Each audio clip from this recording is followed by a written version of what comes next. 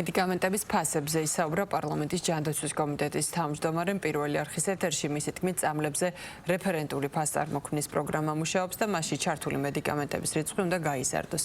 აღნიშნა, რომ საჭიროა დაიდოს ისეთი რეკომენდაციები, რომელიც ჩამონათვალს კიდევ უფრო მრავალფეროვანს გახდის, ფასები კი მოსახლეობისთვის იქნება ხელმისაწვდომი. უკვე რამოდენიმე წელია საქართველოში მოქმედებს რეფერენტული ფასების სისტემა, რომელიც დაახლოებით 10,000 მედიკამენტიდან დღესდღეობით 7,000-მდე მედიკამენტზე ვრცელდება და პერიოდულად ჯანმრთელობის დაცვის სამინისტრო იხილავს ამ ფასების მდგომარეობა და სულ ცოტა ხნის წინ 2,000-მდე მედიკამენტზე მოხდა ფასების გადახედვა. ზოგი გაიაფთა, ზოგი გაძვირდა.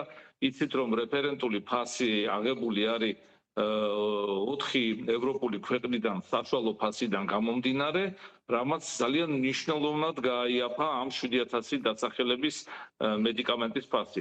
თუმცა უნდა აღინიშნოს, რაც ჩვენი მოსახლეობის და ჩვენ გულისწყრომასაც იწვევს ის ფაქტი, რომ დანარჩენ მედიკამენტებზე მოხდა ფასების ზრდა, ამას ნათლად ვხედავთ ჩვენც. და ჩვენი მიზანიც არის ზუსტად ის, რომ სამინისტროსთან ერთად შევდოთ ისეთი რეკომენდაციები, რომელიც ამ დარჩენილ 3,000-მდე თუ ცოტა მეტ მედიკამენტს ხელშეუწყობს, რათა რეფერენტული ფასი მათაც დაწესდეს და ეს ფასები იყოს ადეკვატური და მისაღები ჩვენი ქვეყნის მოსახლეობისათვის.